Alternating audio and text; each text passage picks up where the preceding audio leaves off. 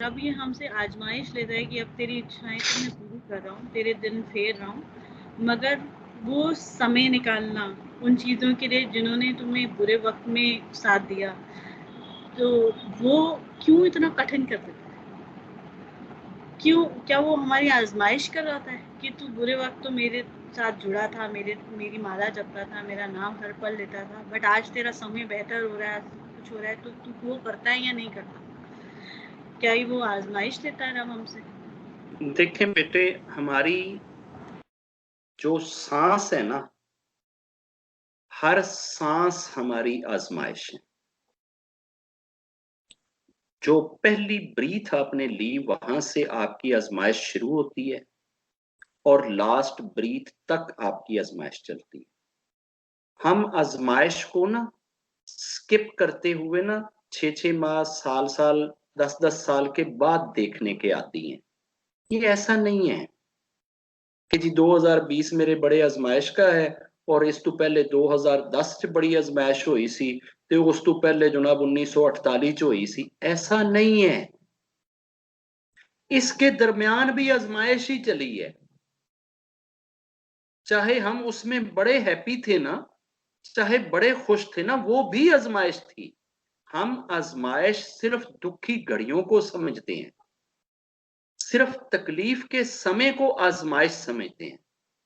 ये तकलीफ में होना या सुख में होना ये मैटर नहीं करता। आप उस समय में हैं कैसे, ये मैटर करता है। आजमाइश ये है। हमारे यहां आजमाइश की डेफिनेशन जो हमें पंडितों ने, साधुओं, संतों ने, पीरों फकीरों ने जो बतलाई है ना, कि जब किसी का कोई बेटा मर गया, किसी की जॉब छूट गई, किसी के बीमारी आ गई, किसी के साथ कोई और हत्या हो गई, तो फिर हम कहते हैं कि जी ये बड़ी कोई आजमाइश है। अगर मैं कुर्सी पे बैठा हूं ना, तो ये भी मेरी आजमाइश है। एक एक सांस जब चलती है तो वो आपसे रब पूछेगा कि ये सांस तूने कैसे बिताई। ये आजमाइश नहीं तो और क्या है। हर सांस, अगर मैं प्रधानमंत्री की चेयर पे बैठ के सांस ले रहा हूं, तो एक एक सांस के बदले में मैंने क्या किया। प्रधानमंत्री की सीट पे बैठा हूं, डॉक्टर की सीट पे बैठा हूं ना, इंजीनियर की सीट पे बैठा हूं ना, घर की सबसे बड़ी चेयर के ऊपर बैठा हूं ना, या फर्श पे बैठा हूं ना, कालीन पे बैठा हूं ना, गद्दे पे बैठा हूं ना, सांस तो चल रही है ना, सांस तो नहीं रुकी ना। सांस अगर चल रही है तो आजमाइश भी चल रही है। ये सारी की सारी जिंदगी आजमाइश है और हमने सारी जिंदगी का जवाब देना है। जो बहुत सुख में घड़ियां बिताई उनका भी जवाब देना है और जो बहुत दुख में बिताई उनका भी जवाब देना है। अब अगर तो दुख रब की तरफ से आ गया है और रब आपको जज करना चाह रहा है, तो रब उस पर रिवार्ड भी देगा, रब उस पे अजर भी देगा, रब उस पे भलाइयां भी देगा, इनाम भी देगा। और अगर दुख अपनी झोली में खुद आप डाला हुआ है, तो वो दुख है जो आपका अपना अपनाया हुआ है, अपना घर में बुलाया हुआ है, खुद आपका इनवाइटेड गेस्ट है। आप उस गेस्ट के साथ जब तक रहना चाहें रहें और जब आप उसको छोड़ना चाहें छोड़। दुख और सुख का एहसास इंसान खुद से क्रिएट करता है। दुख और सुख इटसेल्फ कुछ भी नहीं है, इंसान के फील करने का अंदाज है। और ये अंदाज जो है, इसको अंडरस्टैंड करने के लिए अगर हम कभी फिल्म या ड्रामे को सामने रखें, आपको एक प्ले ऑफर होता है कि जी रचिता, आपने इस प्ले के अंदर ना एक टीचर बनना है और आपकी क्लास के अंदर ये 20 बच्चे हैं, ये बच्चा बहुत अच्छे नंबर लेने वाला है, इस पे आपने खुश होना है। और ये बच्चा जो है ना, ये बड़ा गंदा होएगा और आपके जनाब ना सारी बाकी टीचरों को भी ये हूटिंग करेगा, जॉक करेगा, मजाक करेगा, बाहर दूसरी क्लास के बच्चों के ये सर फाड़ेगा और जनाब दिन रात पेरेंट्स आके आपके साथ झगड़ेंगे, इसकी वजह से आपने दुखी होना है। मुझे आप ये बताइए कि अगर ये आपको पता हो कि यार ये ड्रामा है, ये ड्रामा है, इस ड्रामे को जब तक आप प्ले कर रही हैं, आपके ज़हन में चल रहा है कि मैं ड्रामा कर रही हूं। आप जब दुखी हो रही हैं तो क्या आप दुखी हो रही हैं? आप जब उस बच्चे के टॉप करने पे खुशी शो कर रही हैं तो क्या आप खुश हो रही हैं? असल में ना आप खुश हो रही हैं, ना आप दुखी हो रही हैं। आप ये प्रिटेंड कर रही हैं क्योंकि ये ड्रामा आप समझती हैं कि ये एक ड्रामा है, इसमें कोई रियलिटी नहीं है, ये तो एक अफसाना है जिसके तहत मैंने ये चीज करनी है। ड्रामे में कोई किसी की दुल्हन बन जाए तो क्या वो ड्रामे के बाद कहता है कि उन्होंने जनाब मेरे नाल लो मेरी बीवी है? ड्रामे में कोई किसी का बेटा बन जाए तो क्या वो अपने घर में लेकर चला जाता है कि जनाब ये मेरा बेटा है, अब मैं इसको अपनी प्रॉपर्टी दूंगा? जब ड्रामा है, ये हमारे गिर्द जितनी दुनिया है, इसको ड्रामे से ज्यादा इंपॉर्टेंस ना दें। हर चीज ने मुक्त होना है, खोना है। जो चीज बाकी रहनी है वो आपकी आत्मा और आपका खुदा है। अगर आप अपनी आत्मा को और खुदा को जोड़ देंगे, एक साथ मिला देंगे, तो फिर ये सारी चीजें जो आपके गिर्द आपको दुख देती हैं, ये दुख देने की बजाय ये सुखों की पलातें भर भर के आपकी तरफ आना शुरू हो जाएंगी। और अगर कहीं कोई दुनिया को लगेगा भी कि यार ये तो बड़े दुख की बात है, आप उस दुख को भी ऐसे झील कर चलोगे कि जैसे आप ड्रामा कर रहे हो। आप उस तरह से नहीं एहसास लोगे जिस तरीके से दूसरे इंसान लेते हैं उस चीज को। आपके जिंदगी को देखने का अंदाज अपना होएगा, निराला होएगा, यूनिक होएगा। कब? जब आप अंदर से इनलाइटेंड हो जाएंगे। अब रोला सिर्फ ये है कि अना और खुदा, ईगो और खुदा, ये दो अपोजिट चीजें, ये एक साथ नहीं मिल सकती। आप दिन और रात को इकट्ठा नहीं कर सकते। दिन है तो रात नहीं है, रात है तो दिन नहीं है, आग है तो पानी नहीं है, पानी है तो आग नहीं है। ठीक है? इसी तरीके से अगर अना है तो खुदा नहीं है, अगर खुदा है तो फिर अना नहीं है। अब ईगो, जिसके ऊपर हमने इतने लेक्चर्स दिए, ईगो आपके गिर्द किसी ना किसी चीज के करने या किसी ना किसी चीज के सोचने के ऊपर आपको हर वक्त चिमटा के रखती है। या आप कुछ करते हो या आप कुछ सोचते हो। जब आप सोचना और करना बंद करते हैं तो आप दुखी हो जाते हैं। और दुखी क्यों होते हैं? कि आप उस स्थिति से वाकिफ नहीं है, नोन नहीं है, जानते नहीं है उस पोजीशन को। हमारी हालत तो ये है कि आजकल किसी का मोबाइल अगर ऑफ हो जाए ना, बंद हो जाए, बैटरी चली जाए और उसने 4 घंटे का सफर करना हो, तो शायद वो 4 घंटे के बाद यहां से पागल होकर बाहर निकलेगा, यार 4 घंटे तो मेरा मोबाइल बंद। मोबाइल हमारी जिंदगी बन चुका है। सारी चीजें हमने इसके साथ जोड़ ली हैं, नथी कर ली हैं। हर पल कोई ना कोई एक्टिविटी, कोई ना कोई कुछ ना कुछ करना चाहते हैं, कुछ ना कुछ सोचना चाहते हैं। अगर किसी कमरे के अंदर आपको बंद कर दिया जाए और आपके पास करने को कुछ भी ना हो, आपसे मोबाइल शोबाइल भी ले लिए जाए, एलईडी भी आपकी उतार के रख ली जाए और कमरे के अंदर कोई खिलौने पड़े हैं तो वो भी बाहर निकाल लिए जाएं, टोटल फ्लैट कमरा हो, आप हो और कमरा बंद हो, क्या होएगा? सवाए कपड़ों के आपके पास और कुछ भी ना हो, आप कितनी देर गुजारेंगे? क्यों बेचैन आप होएंगे? क्यों आप डिप्रेशन में जाएंगे? कि आप अपने वाकिफ नहीं हैं।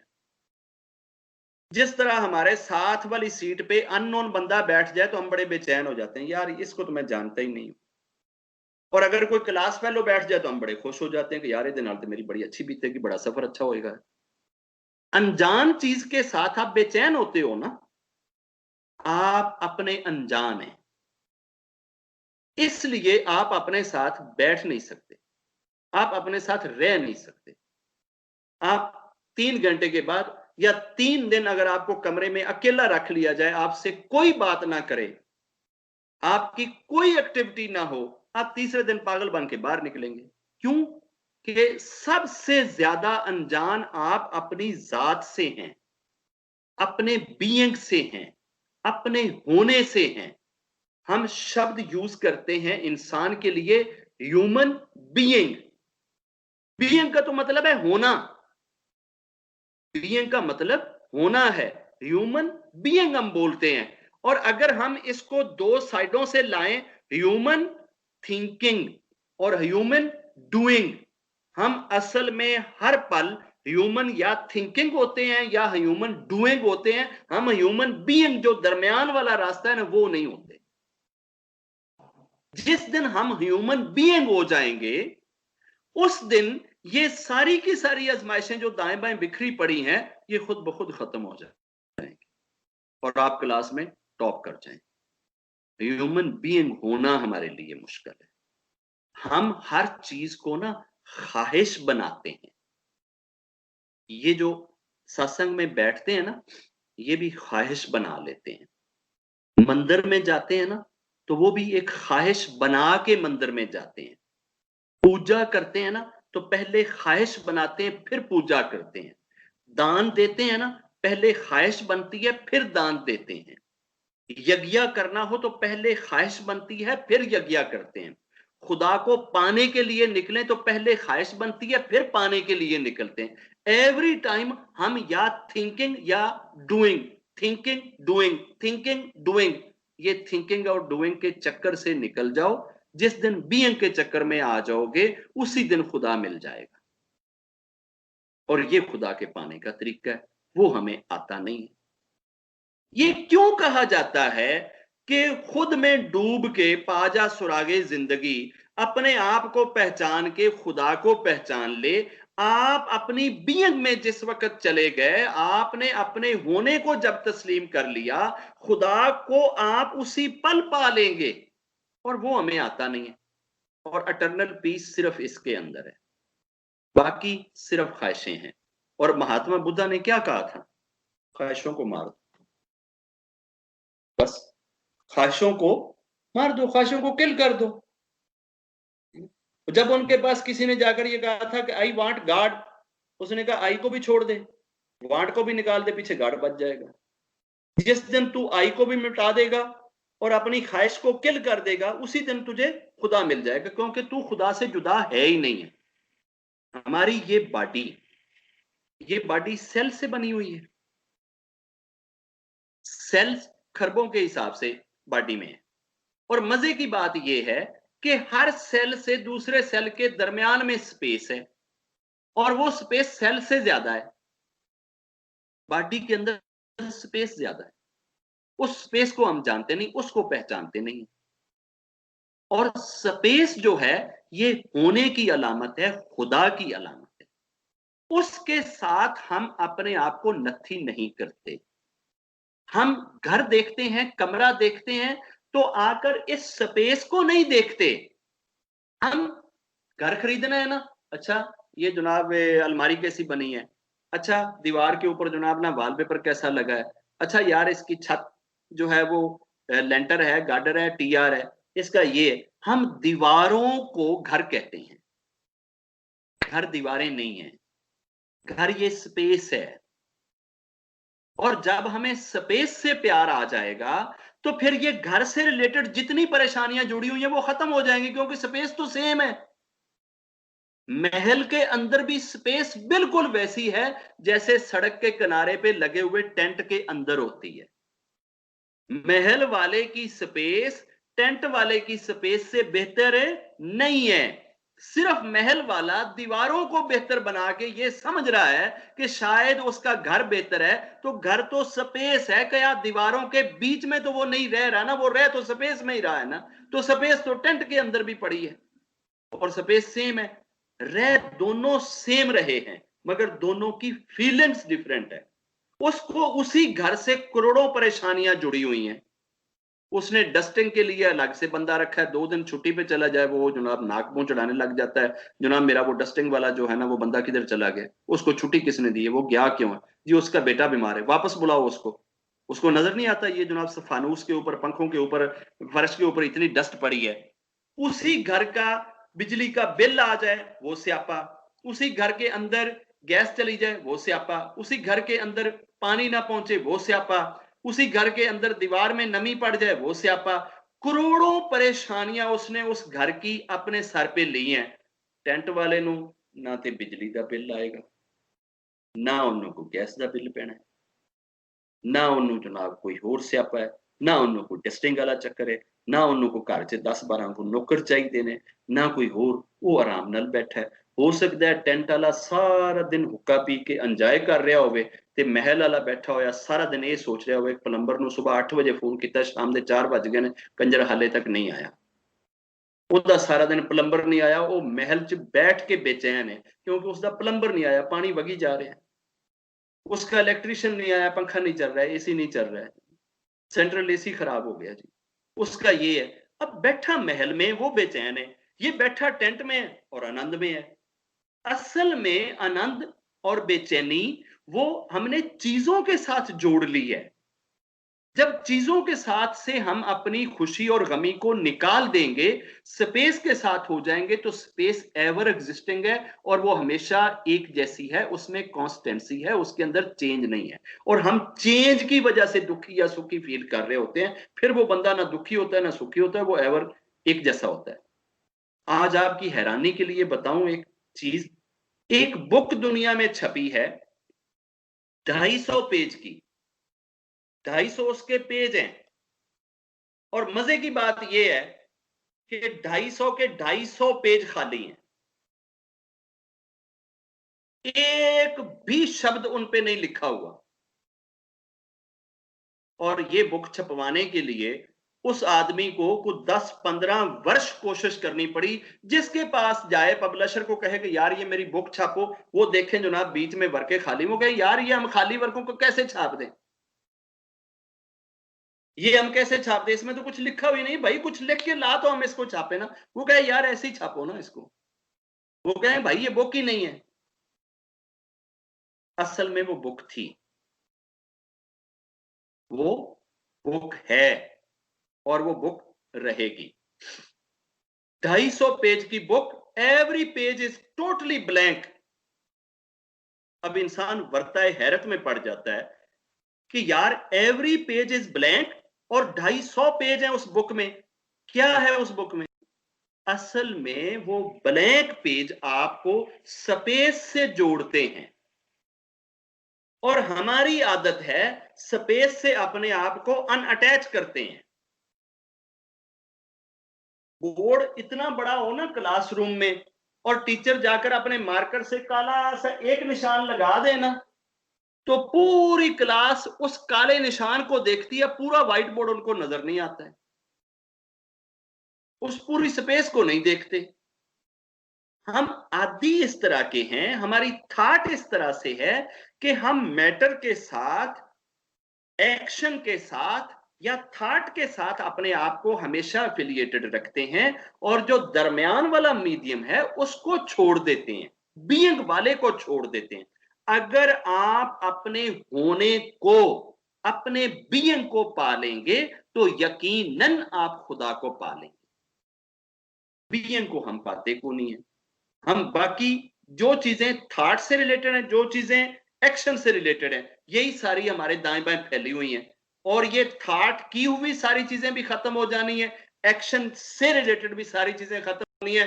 बचना सिर्फ एंड पे आकर बीइंग है, और जो बचना है उस दे नाल यारी को नहीं दी, ते जिन्हां नाल यारी है वो बेवफा ने, उन्हां दे विच वफा को नहीं दी, उन्होंने साथ देना को नहीं है। हर चीज आपको छोड़ती चली जा रही, जिन जिन के साथ आप अपने आप को अटैच करते जा रहे हो, सब कुछ आपको छोड़कर जा रहा है। जो जो चीजें आप अपनी समझते हैं असल में ये आपकी नहीं है। जिस दिन ये राज समझ में आ गया उसी दिन आप अपने खुदा को पा लेंगे। और आजमाइश इन्हीं चीजों के अंदर है कि आप सोचते क्या हो, आप करते क्या हो। जब सोचना और करना खत्म हो जाएगा ना, आजमाइश भी खत्म हो जाएगी। उस दिन आप आजमाइश से बाहर निकल जाए। सिर्फ सांस चल रही है ना, अगर बगैर सोचे कभी सांस चला के देखें, बगैर कुछ किए कभी आप बैठ के देखें। ये जो एम्प्टीनेस है, ये जो मेडिटेशन करवाते हैं, ये सारे जो साधु संत आपको हर वक्त कहते हैं ख्यालां च गुम जाओ जी, ख्यालां च गुम जाओ जी, ए बाकी सोचा ना सोचो जी, छड़ दो जी, एंजो के बह जाओ जी, मराकबा करो जी, मेडिटेशन करो जी। वो क्या करते हैं? वो असल में आपको स्पेस के साथ जोड़ने ही की तो कोशिश कर रहे होते हैं, उस एम्प्टीनेस के साथ ही तो जोड़ने की कोशिश कर रहे होते हैं, उस एटर्नल के साथ, डिवाइन के साथ, उस यूनिक के साथ ही तो आपको मिलाने की कोशिश कर रहे होते हैं। और कब आप मिलेंगे? जब आप इन दोनों चीजों को डिजायर्स की शक्ल में देखना बंद कर दें। अगर कोई शख्स ये चाहता है ना, वो ये कहे कि मैं चाहता हूं कि मैं इनलाइटेंड हो जाऊं, कभी इनलाइटेंड नहीं होएगा। अगर कोई शख्स ये कहता है कि मैं चाहता हूं कि खुदा को पालूं, कभी खुदा नहीं मिलेगा। अगर कोई शख्स ये चाहता है कि मैं उसकी पूजा करूं, वो पूजा कभी पूजा नहीं है।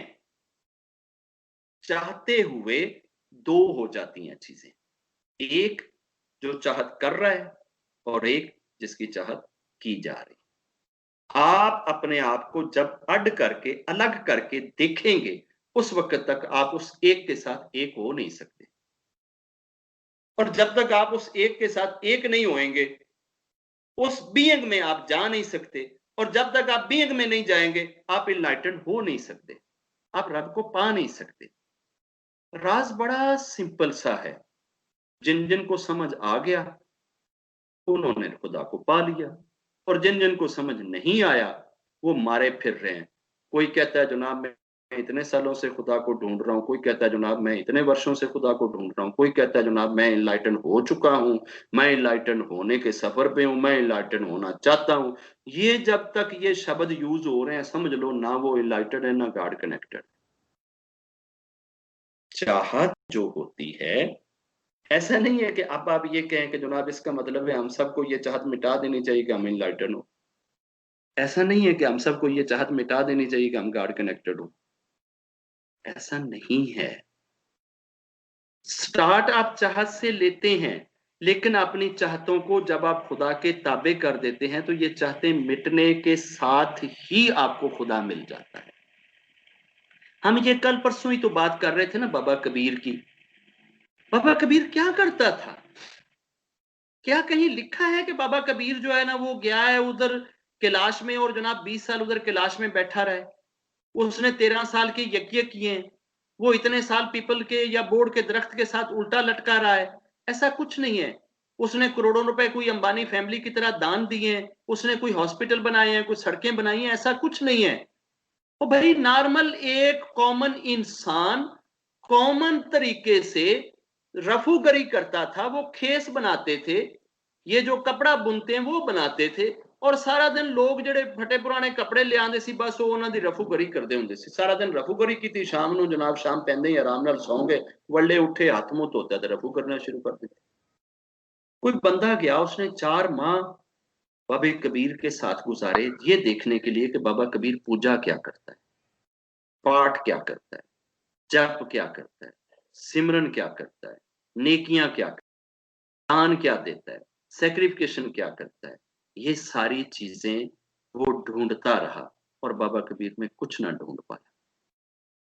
तो 4 माह के बाद कहता बाबा आप करते क्या हैं, आप ये कैसे बाबा हुए हैं? तो पूछे भाई यही बाबा होना है कि मैं कुछ भी नहीं करता, कुछ ना करने ने मुझे बाबा बना दिया है। ये कर करके कभी आप बाबा नहीं हो सकते।